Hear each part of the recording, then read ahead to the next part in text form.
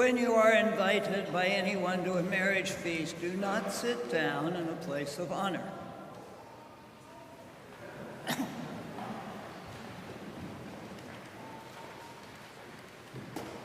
When you are invited, not if, when. Today. You're here. This is a marriage feast. This is the marriage feast.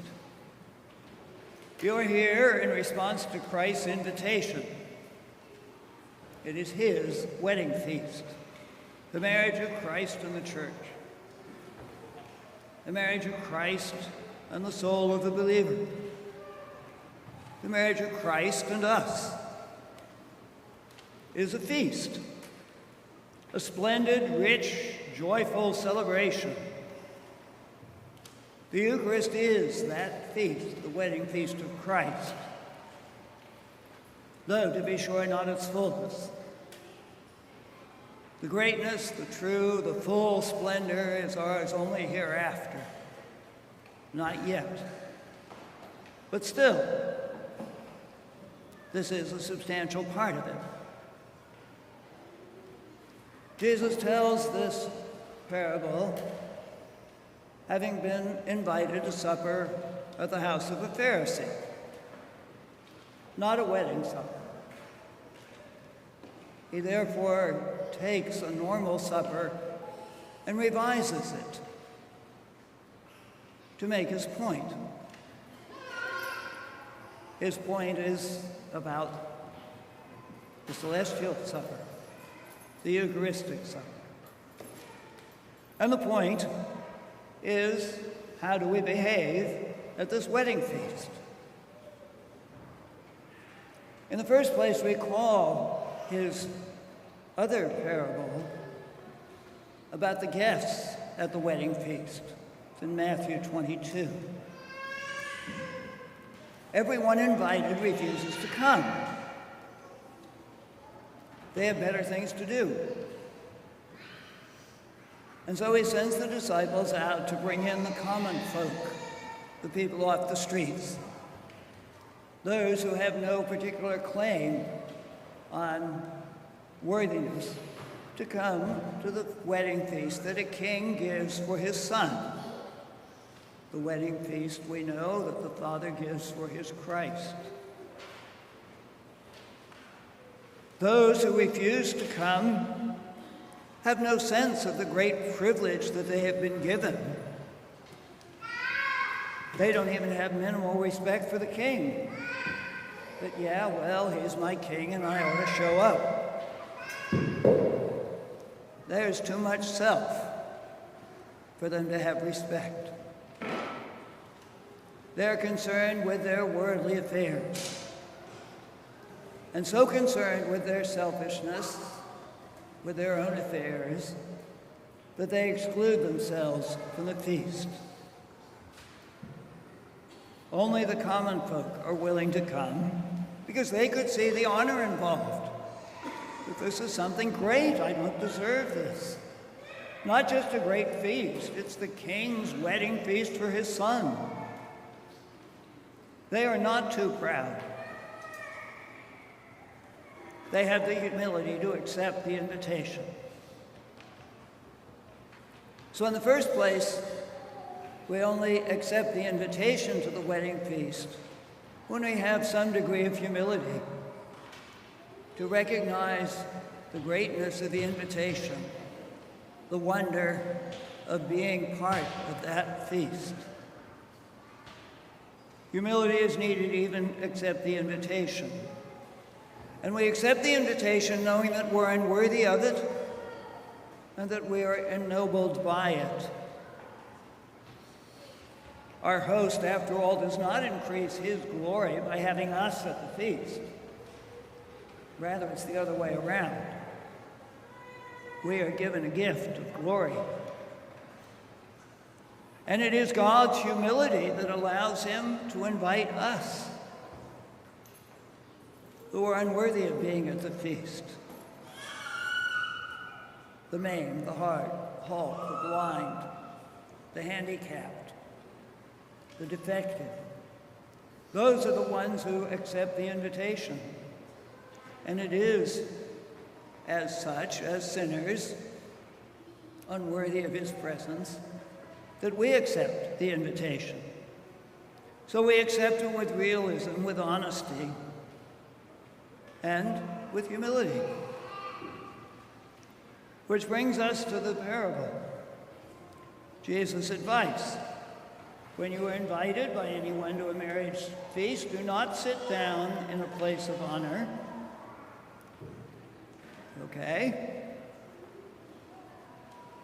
You don't go in thinking, okay, I'm here, I must be great. I'm at the wedding feast of the king. Now, where do I rank? What seat do I get? That's self-speaking. It's not humility. He goes on, do not sit down in a place of honor, lest a more eminent man than you be invited by him. And he who invited you both will come and say to you, give place to this man. And then you begin with shame to take the lowest place. On the face of it, he seems to be arguing for humility as a way to avoid humiliation.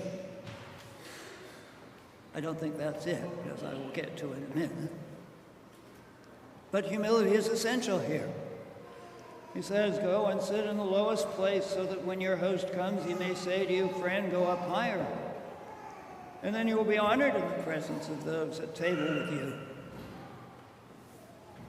You humble yourself in order to be honored. Well, I don't know about you, but hearing that, I think, well, you know, what if the host doesn't notice and I get stuck in the lowest place? But you see, the point here is not to be thinking about that at all. Not to be choosing too highly because you think well of yourself. Not to be worried about a lowly seat, because all you care about is your host, the glory of the feast. In other words, the centeredness is on God and not on self, which is humility. The humility to put self aside and be focused only on God, who deserves our attention. He is not arguing that in favor of humility in order to avoid humiliation, but rather that humility rules the feast entirely, from top to bottom.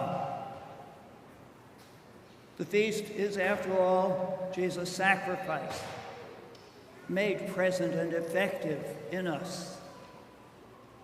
Jesus' humility in assuming human flesh and going to the cross is the foundation of there being a marriage at all. The Father's humility is manifest in his welcoming sinners, as in the parable he welcomed the common folk. Our humility is thus to be concerned only for the marriage, only for the Lord, the King, and thus forgetful of self and attentive God. That God-centeredness is the fruit of humility, and so humility is essential, now as well as hereafter. The fullness of living for Jesus and not for self. Indeed, to have the heart filled, so full of Jesus Christ, that there's no room left for self. Very few of us, I suspect, are there yet. We have that heritage of the old man from Adam. What about me? And so, Jesus tells us, everyone who exalts himself will be humbled, and he who humbles himself will be exalted. We need to practice humility. We are all too proud and selfish and self-indulgent and self-assertive.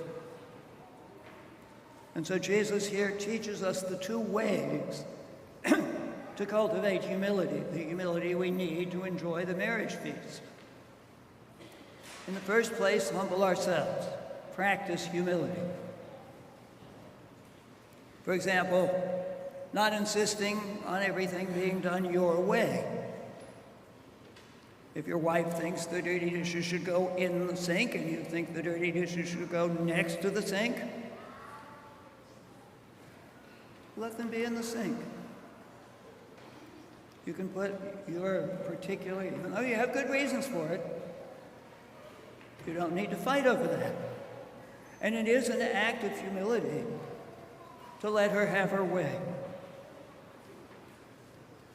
Likewise, we don't always need to be pointing out others' faults. You know, you left the light on the garage last night again. You don't have to do that. We can think about the ways, not finding fault with others, letting things go that we don't have to fight about. Because our commitment to it is, not to put too fine a point on it, entirely selfish. Humble yourselves. The other way that God gives us to learn humility is by giving us opportunities to be humiliated. And this, I think, is the point of his story. Not that we humble ourselves in order to avoid humiliation, but that he gives us the opportunities so that when we have taken a seat that isn't properly ours, we are given an opportunity to be humbled. God gives us many opportunities because we need them. So, for example, if you have sat down in the morning to piously say your prayers as you ought, and you find yourself beset with distractions, in spite of your best intentions, all you can think about is the stuff that's going to happen later in the day, the stuff that frustrates you, work, whatever. Well, okay, that's an opportunity to humble yourself before God and say, Lord, I can't do this without you. The real question there is, do you take the opportunity? Or do you beat yourself up about it and say, oh, I've got to try harder? Maybe you do need to try harder, but the point here is to surrender to God, to humble yourself before him, to accept the opportunity that he has given you. Likewise, when we make mistakes, do we get defensive about it? Do we try to cover it up?